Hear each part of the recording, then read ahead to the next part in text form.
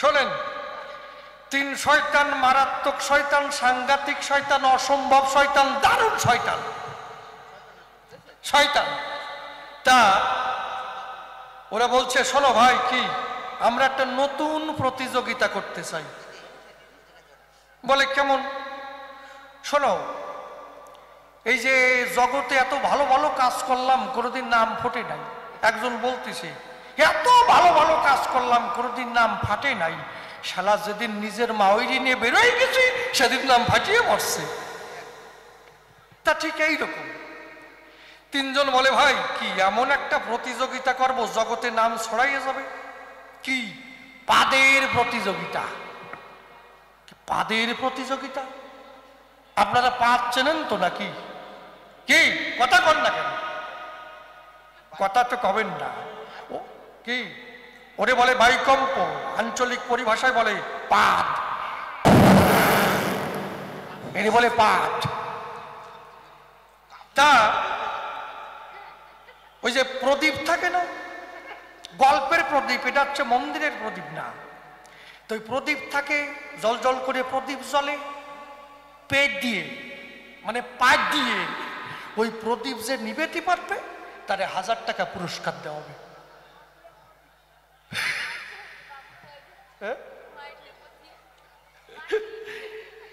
ওই যে মাটির প্রদীপ থাকে, তাই পেট দিয়ে যে ওই প্রদীপ নিবেতে পারবে তারে 1000 টাকা পুরস্কার। বেশ, তিনজন সকালে সকালে চলে গেছে বাজারে, কি করে গ্যাস বাড়ানো যায়। একজন যাই খাইছে আলুর চপ, লঙ্কার চপ, পেঁয়াজি, এলেঞ্চার চপ, যত চপ আছে ভাই একটাও বাদ দেয় নাই, সব কটা জায়গা মতো বলিছে। আর একজন কি করছে, আমি চপ টপ খাবো না, বাসুদা কি কম, কাঁচা মূল্য, কাঁচা মূল্য খাইছে, একেবারে কাঁচাটা, রান্না করা তো না। ওটা কাঁচা মূল্যর নাম শুনলি কেমন একটু গ্যাস গ্যাস হয়ে ওঠে না? কাঁচা মূল্য ওই জায়গায় শুনে থবেন, পেটে এমনি গ্যাস বাড়িয়ে যাবে, ওর খাওয়া লাগবে না। কাঁচা মূল্য খাইছে কয়টা? 45টা খাইছে মোটে, জায়গা মতো পড়েছে। আর একজন কি করেছে, 35টা পোলট্রির ডিম খাইছে, তার সঙ্গে আবার একটু বিট লবণ মাখাইছে। কি দেবো পরিচয়?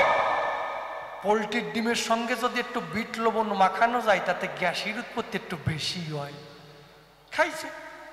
আরে তিনজন হেঁটে আসছে, তা ওর মধ্যে যেটা মারাত্মক শয়তান, সাংঘাতিক শয়তান, অসম্ভব শয়তান, ও কি করেছে, ওই খেয়ে দিয়ে হেঁটে আসছে, পা ফাঁকা করে না, পা লাগিয়ে হেঁটে আসছে।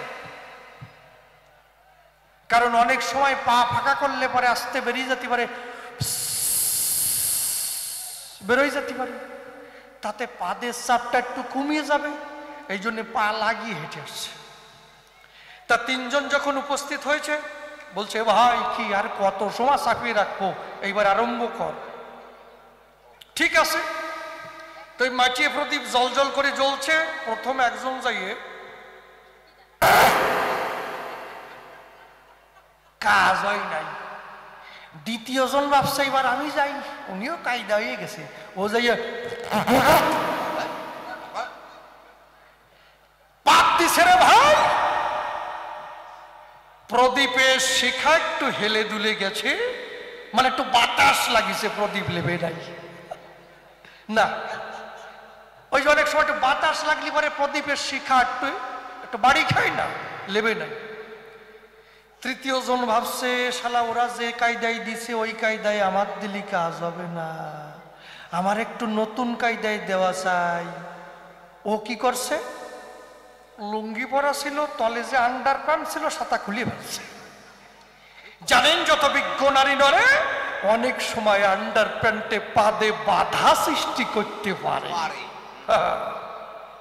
All clear.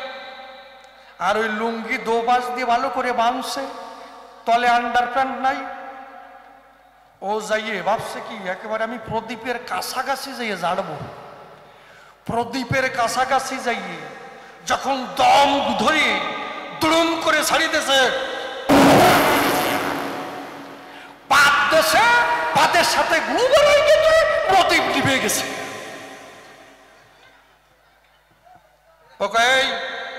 ফেল 1000 টাকা প্রদীপ লিবে গেছে। কয় শালা তুই 2000 টাকা ফেল।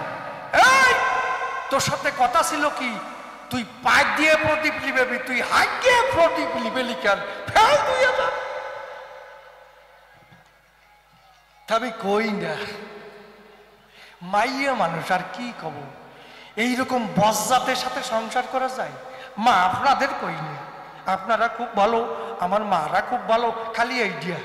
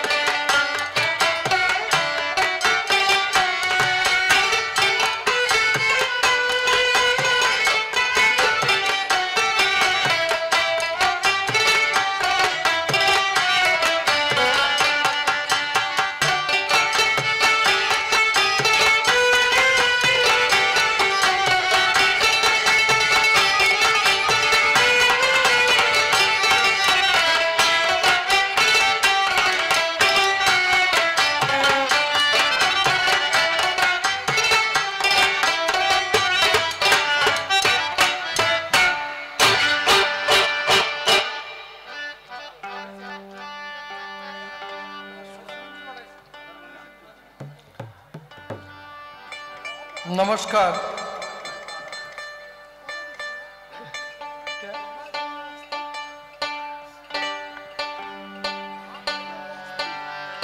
আরে ঘাম বেরোবে না, বোঝো না? মিটা কয় আমার সাথে মিশতিছে না, উনি মিশার জায়গা পাচ্ছে না। হরিবল হরিবল।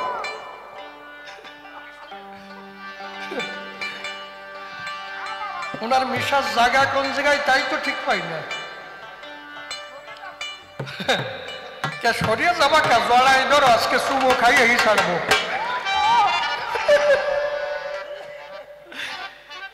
সংসার যখন করবে না তা চুমো তো খাতে পারবো। দাদা কি কও না, খারাপ হয়েছে? পিছন দিয়ে জড়াই ধরছে। ভালো, আপনারা চুপ করে বসেন, আবার যাতে উনি এসে ভালো ভালো কথা বলে সেই ব্যবস্থা আমি করে দিচ্ছি। একটু ধৈর্য ধরে বসেন। প্রথম আসরেই পিছন দিয়ে ধরছে, এর পরের আসরে সামনে ধরলো নাকি? তারপরে হসপিটালের কেলানি কি হলো নাকি? হরিবল হরিবল।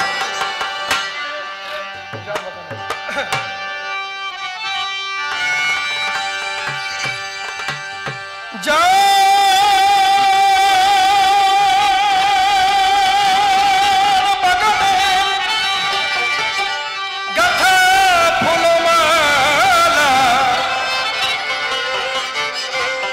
আমি পড়াবো তাহার বলে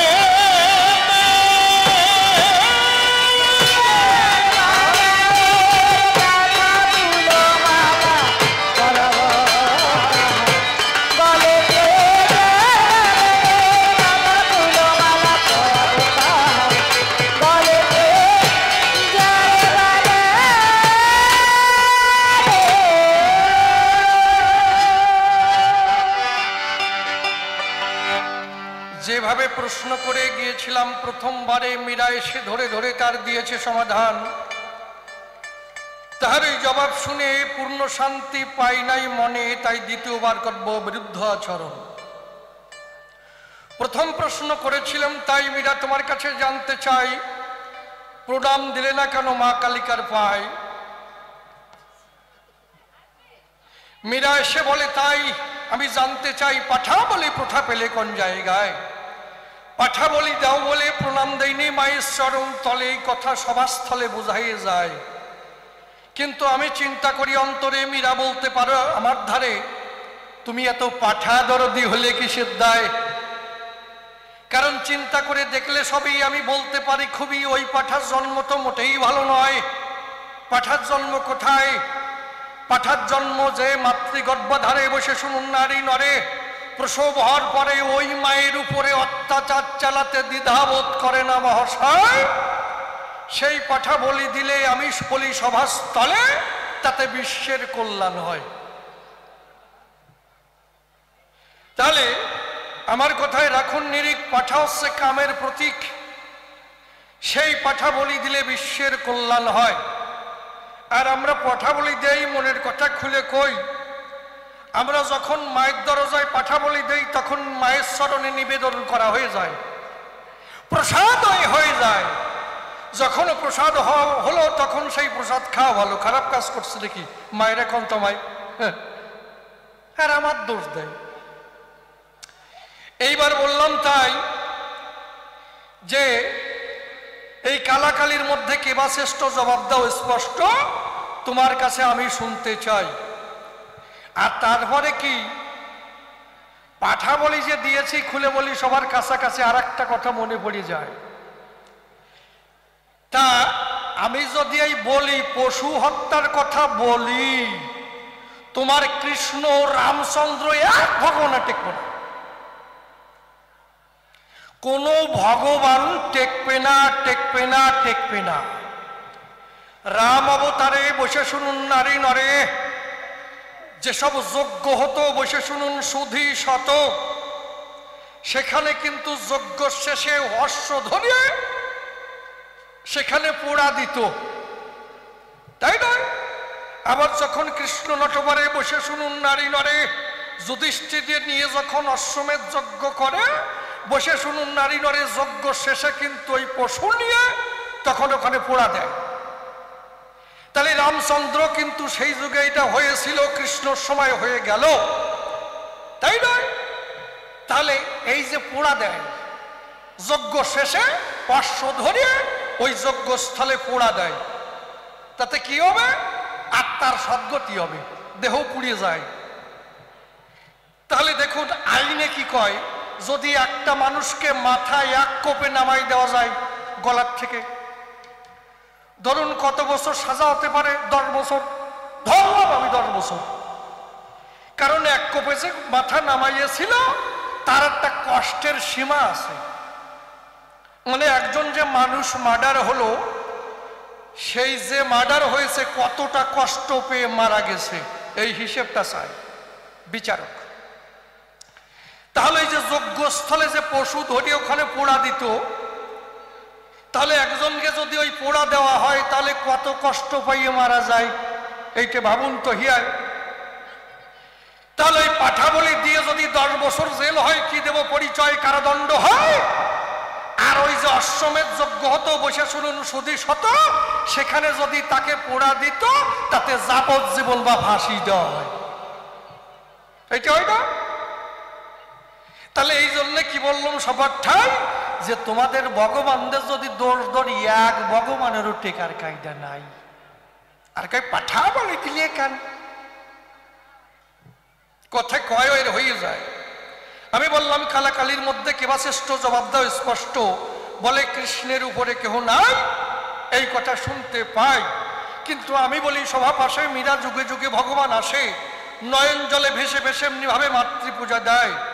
রাম যখন এসেছিল দুর্গা পূজা করেছিল, এই প্রমাণ আছে কিন্তু শাস্ত্রের পাতায়।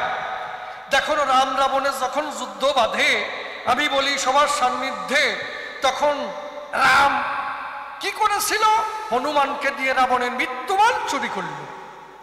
কিন্তু সেই বাণ আর চলে না, অন্তরে করুণ ধারণা, বিভীষণ তখন ডেকে কয় ওই বান চলা সম্ভব নয়, কারণ কি বলবো তোমার ঠাই ওই বানে কোনো শক্তি সহায় নাই।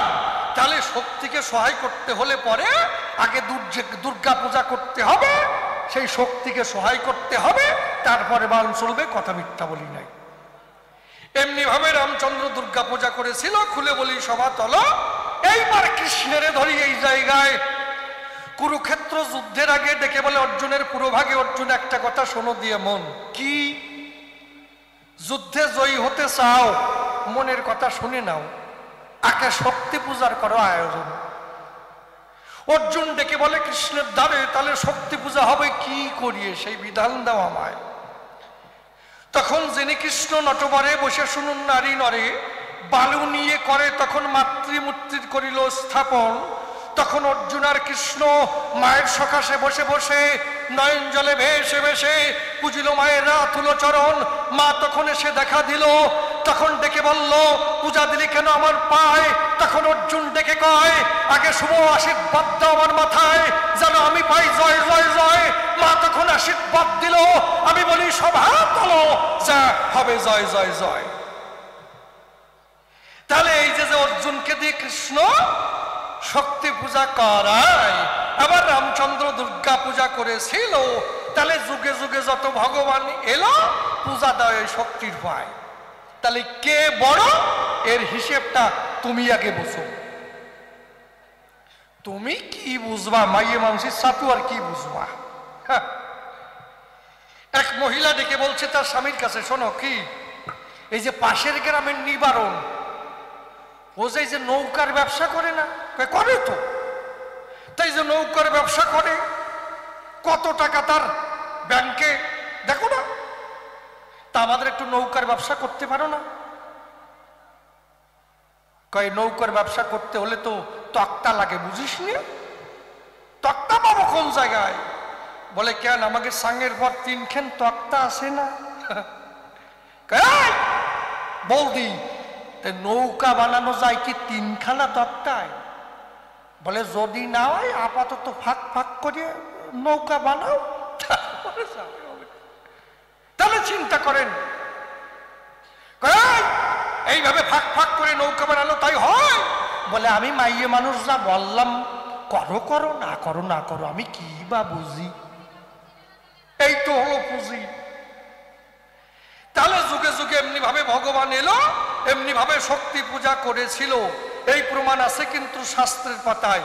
আর ওই যে কত কিছু উদাহরণ দিয়ে যায়, কই সোনা তার থেকে অলংকার হয়, একেবারে গলার হার নূপুর, তা গলার হার স্থান পায় না, পায় পায় কয় নাই পায় পায় না। তা তোমার কৃষ্ণ যদি সোনা হয়, আমার শক্তি আমার মা কালী হচ্ছে সোনার খনি, সোনার খনি হইতে সোনা উৎপত্তি হয়। কি দেব পরিচয়? ওই কৃষ্ণরে আমার মাই জন্মায়। তাহলে বসে ভাবুন শুধু চয়, তাহলে আমার মায়ের থেকে কি করে জগতে বড় হয়? তুমি আমার কথা নিয়েও পরিষ্কার করে বুঝাইয়ে দিও, এইটা আমার জানবার আছে অভিপ্রায়। তোমার ওই কৃষ্ণ যতবার বিপদে পড়ে আমার মা রক্ষা করেছে, মিথ্যা কথা নয়। বসে শুনুন জ্ঞানীজনে, একদিন রাধা কৃষ্ণ দুইজনে নিকুঞ্জ বনে যায়। নিকুঞ্জ বনে যখন গেল আয়ান তখন ঠিক পেল, অমনি গদা নিয়ে ধায়। আয়ান চিন্তা করে অন্তরে শালা বনের মধ্যে পেলে দুটোরে উচিত শিক্ষা দেব সেই জায়গায়। আয়ান চলছে রাগে রাগে, আমি বলি সবার পুরো ভাগে। ওই দৃশ্য যখন কৃষ্ণ রাধারানী দেখতে পায়, রাধা তখন বলে তাই আর বাঁচার কায়দা নাই, তুমি বাঁচাও হে কৃষ্ণ দয়াময়। ওই যে আয়ান যিনি গদা নিয়ে তেড়ে আসছে তিনি, এখন তো বাঁচা হবে বিষম দায়। যিনি কৃষ্ণ নটবরে বসে শুনুন নারী নরে কি করলো সেই জায়গায়, তখন আমার মাকে স্মরণ করে সেই জায়গায়। মাকে যখন স্মরণ করে খুলে বলি সভা পরে, মা কি করলো সেই জায়গায়, খুলে বলিব সবার বরাবরই। তখন হাতে খড়গ ধরি কালিকা মূর্তি ধরি এসে দাঁড়ালো সেই জায়গায়। আয়ান এসে দেখতে পায় কালিকা মূর্তি দেখা যায়, মা মা বলে চরণে টান টান হয়ে গোলাগুলি খায়। দাঁড়িয়ে বলি সভার তল, এমনি ভাবে আমার মা সেদিন কালিকা মূর্তি ধরে বাঁচালো। আর নয় বসে শুনুন সুধী শত, আয়ানের গদার বাড়িতে কৃষ্ণের মাথার শাড়ি ভাঙে সাতু সাতু হয়ে যেত। তাহলে দাঁড়িয়ে বলি সভা পরে ওই কৃষ্ণ নটবরে যতবার বিপদে পড়ে আমার মা রক্ষা করেছে, মিথ্যা কথা নয়। এই যে যত অসুরেরা ছিল খুলে বলি সভাতল, কতবার স্বর্গরাজ্যে ধাবিত হলো, যখন বিপদে পড়ে সব দেবতারা কাতুই পড়ে, তখন আমার মায়ের শরণাপন্ন হয়। তাই যতবার বিপদে পড়েছে খুলে বলি সবার কাছে আমার মা রক্ষা করেছে, কথা মিথ্যা নয়। তাই তো কি বলবো সভাতলে, এই যে মহাকাশে মহালীলা চলে, গ্রহ নক্ষত্র তার কক্ষপথ অনুসরণ করে চলে মহাশয়। যদি একটার সঙ্গে এক ধাক্কা খেত কি হতো? পৃথিবী গোল্লাই যেত। তাহলে অন্তরে করুন বিবেচনা, কারো সঙ্গে কেউ ধাক্কা খাবে না, যার কক্ষপথ অনুসরণ করে চলবে মহাশয়। তাহলে এর পেছনে কে আছে? কৃষ্ণ না আমার শক্তি? বলে যাইও এই যে দেহ চলে কিসের বলে? এনার্জি। এনার্জি যখন লেফ আর নাই, পটল তলবে 16 পাক, তাই নয়? এনার্জি যতক্ষণ দেহ চলে রে ভাই ততক্ষণ।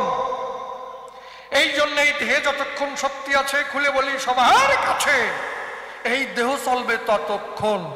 দেহে শক্তি নাই আর কিছু নাই। বলে যে আমার কৃষ্ণ সকল শক্তিতে শক্তি। তোমার কৃষ্ণের সঙ্গে যদি শক্তি না থাকে, তোমার কৃষ্ণের মধ্যেও শক্তি নাই, কিচ্ছু করতে পারবে না। এই জন্যে শক্তি আগে। আমি বলি সবার পুরো ভাগে, শক্তি ছাড়া কিছু করার কায়দা নাই। গল্প একটা মনে পড়ে গেছে, বলবো? আপনারা কি বলেন? বলবো? রাত তো বেড়ে গেছে। একজন গিয়ে বলছে, দাদা কি পাদের গল্পটা একটু শুনতে চাই। তাই ভাবলাম যে বলবো, আমার আপত্তি কমছে গাই। কিছু কিছু পশ্চাৎ মহিলা আছে, তাদের মুখ কি মানে নেপালিদের সুর কি,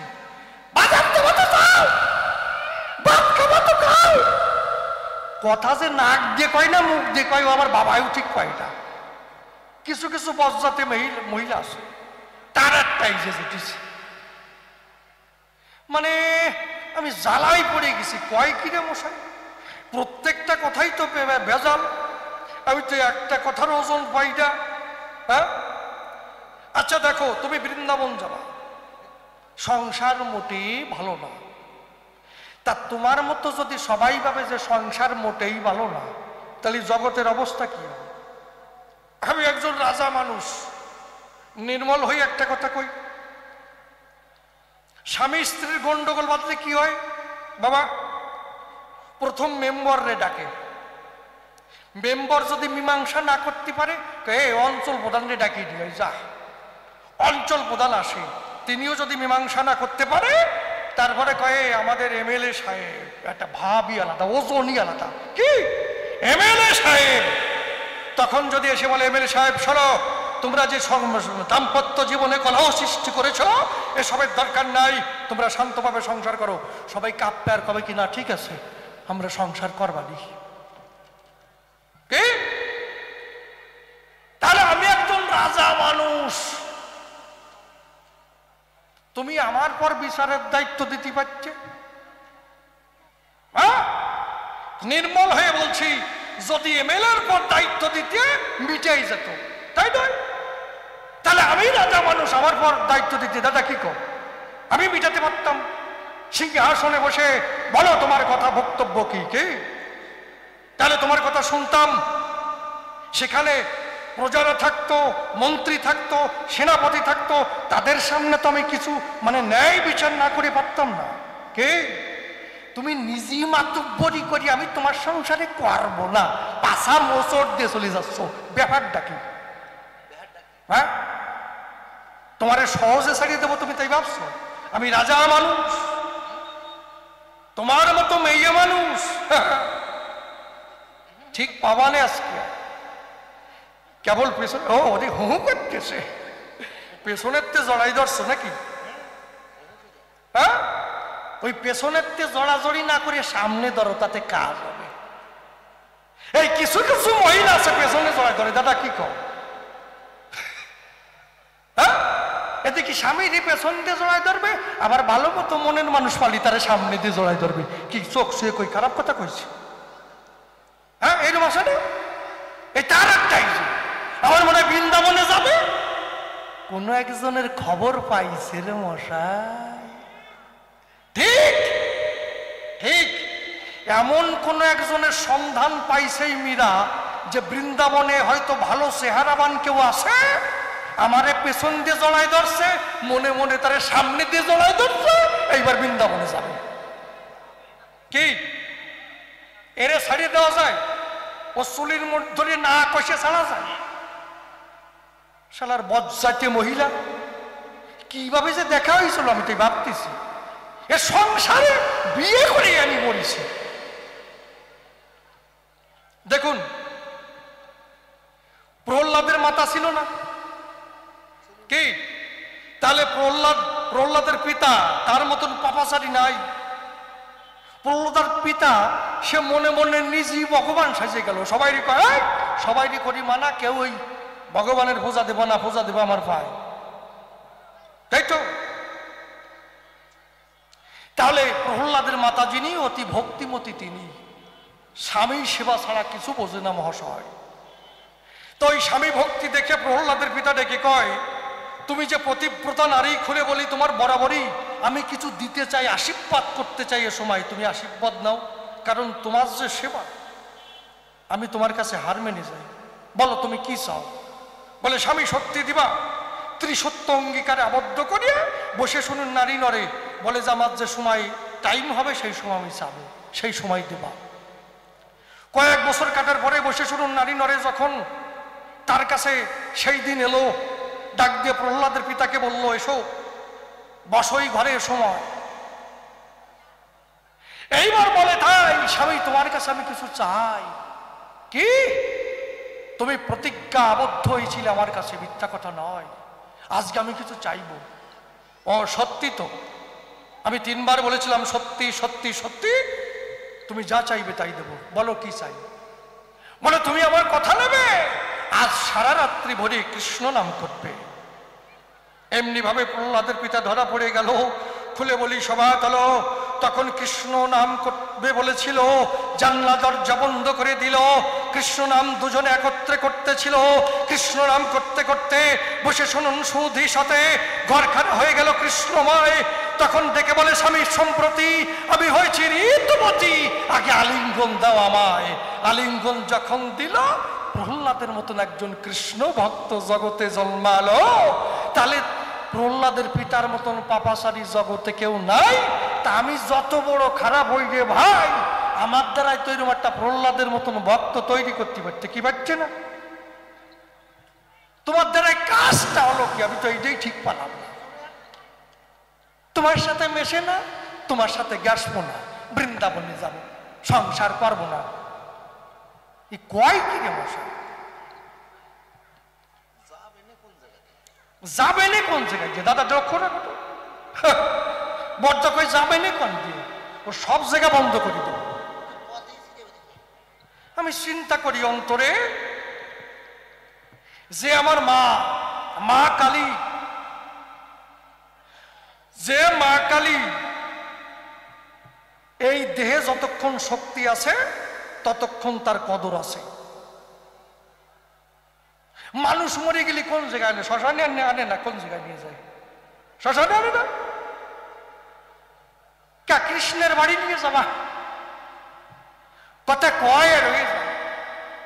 মানুষ মরে গেলে পরে আনবে শ্মশানে, বড়কে কৃষ্ণ কে কই বলতি মীরা ভাই।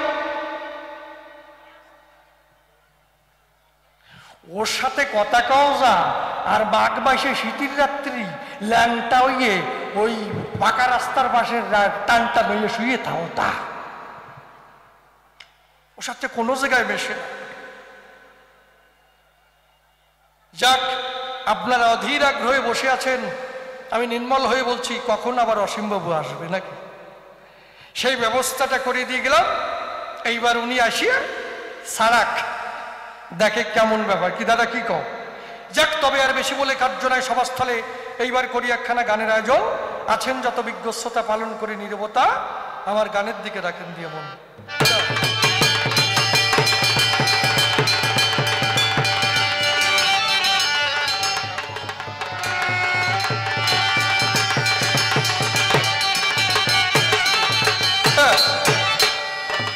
কায়দা লাগিয়েছে ভালো। আমার মা আসতে, আমার মা মা মা মা, এই যে মা শব্দ উচ্চারণ করার সঙ্গে সঙ্গে মাথা অবনত হয়ে যায়। মায়ের গায়ে কোনো কলঙ্ক নাই, আর কৃষ্ণের গায়ে যা কলঙ্ক, কম্বলে লোম বাসলি কম্বলে ছাতা টেকবে না নে। এই যে রাধা কৃষ্ণ প্রেম করে, একেবারে জড়াজড়ি ছবি, জগৎটার কাজ সারিয়ে ফেলেছে। এই কৃষ্ণ রাধা প্রেম করিয়া খুলে বলি সবার পরে ওই প্রেমের সব বিশ্ববাসী পাইছে। পার্কের কোনা, স্কুলের কোনা, ঘরের কোনা, কোনো কোনা আর খালি নাই, জগৎটা সারে কারে গেছে। রাধারানী প্রেম করেছে, এ যে নিষ্কাম না সকাম না কি আমি এখনো ঠিক পারলাম না। রাধা কি বলছে? হ্যাঁ দেখো, কুঞ্জবনে তোমারই শনে মিলনের স্বাদ জাগে বন্ধু।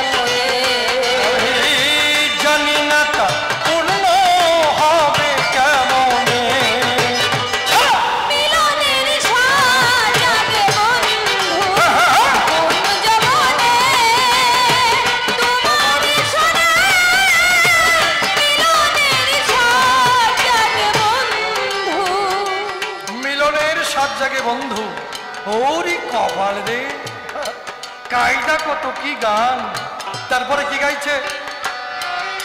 তোমরা কুঞ্জ সাজাও গো, আজ আমার প্রাণনা আসিতে পারে। তোমরা কুঞ্জ সাজাও গো, আজ আমার প্রাণনা আসিতে পারে। মনে চায় মনে চায়, মনে চায় মনে চায়, দিহে চায় যারে। তোমরা কুঞ্জ সাজাও গো,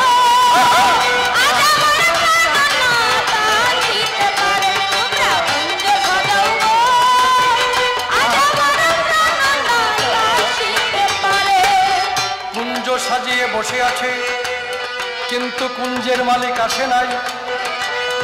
বন্ধু আমায় কথা দিয়েছিল সে আসবে, কেন এলো না?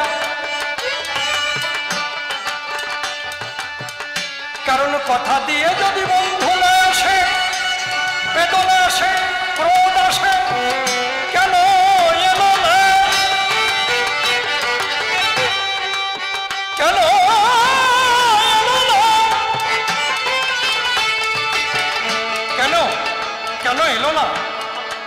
যখন ব্যথা এলো, যখন ক্রোধ হয় তখন বুদ্ধি নষ্ট হয়। কেন এলো না? তখন রাগে রাগে রাধারানী কি গান গাইছে? দিল না দিল না নীল মন দিল না, এত যে নিঠুর বন্ধু জানা ছিল না গো, এত যে নিঠুর বন্ধু জানা ছিল না।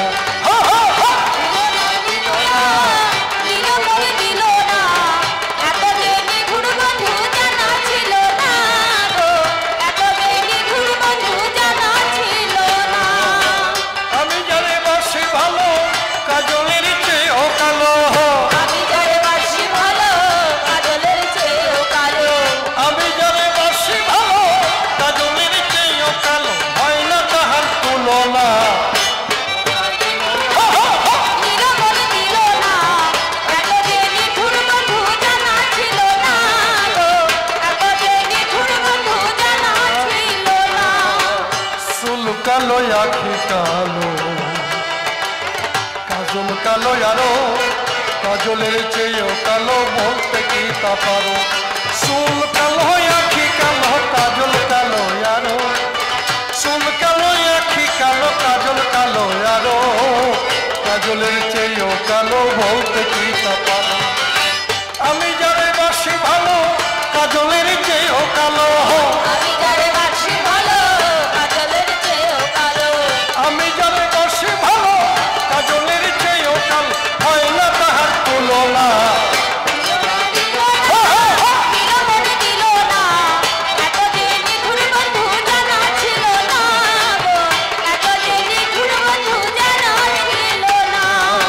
রাধা কৃষ্ণ এই প্রেম কেমন প্রেম হয়, কলঙ্ক দেখি ওই রাধা কৃষ্ণের গায়ে।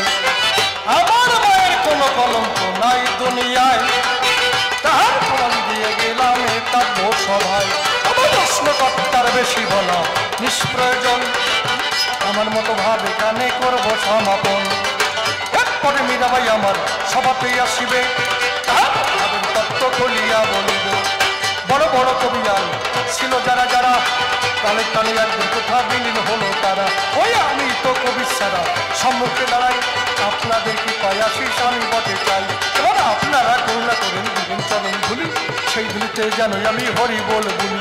হৃদয়টা জানোই আমার পবিত্র রয়, এই মিনতি জানাই আমি ভক্তবিন্দুর পাই। এই পর্যন্ত আমার ভাব সাঙ্গ হয়ে গেল, একবার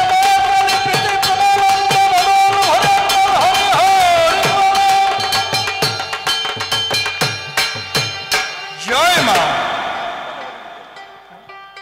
নরেশ মল্লিক অন্যতম আমাদের কমিটির সদস্য থেকে ও 1500 টাকা দিয়ে 1500 টাকা দিয়েছে, তার শরীর যেন সুস্থ থাকে এবং কাঠের ব্যবসা করে, যেন তার ব্যবসাটাও ভালো চলে। কি নাম? নরেশ মল্লিক। নরেশ মল্লিক, শ্রদ্ধেয় নরেশ মল্লিক আমাদের টাকশালী সদস্য। টাকশালী সদস্য, তিনি 1500 টাকা দিয়ে এখানে 1500 টাকা দান করেছে। তার যেন শারীরিক মানসিক সমস্ত দিকে মা মঙ্গলময়ী মা তিনি যেন করুণা করে তাকে সুস্থ রাখে, ভালো রাখে, এই এবং কাঠের ব্যবসা করে। তার ব্যবসা যেন সত্যি দিনে দিনে উন্নতি হয়, ভালো হয়, এই কামনা মায়ের পায়।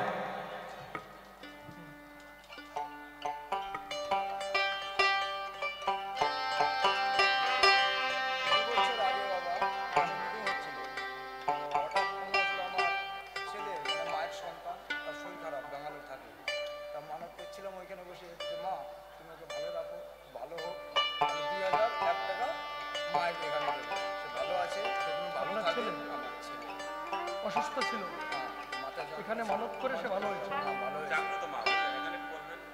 হ্যাঁ, মা সব সময় জাগ্রত। তা আপনার নাম? শ্রদ্ধেয় প্রশান্ত মল্লিক বিশ্বাস মহাশয়ের পুত্র, কি নাম? প্রদীপ বিশ্বাস। ওই ছেলেটি খুব অসুস্থ ছিল, খুব অসুস্থ। তাই এখানে মায়ের কাছে প্রার্থনা করেছিল যদি ছেলে ভালো হয় তাহলে 2001 টাকা দান করবে। তাই আজ সে ভালো হয়েছে, ভালো হয়েছে তো, ভালো হয়েছে মায়ের করুণায়। তাই আজ 2000 টাকা, 2001 টাকা এখানে দান করেছে।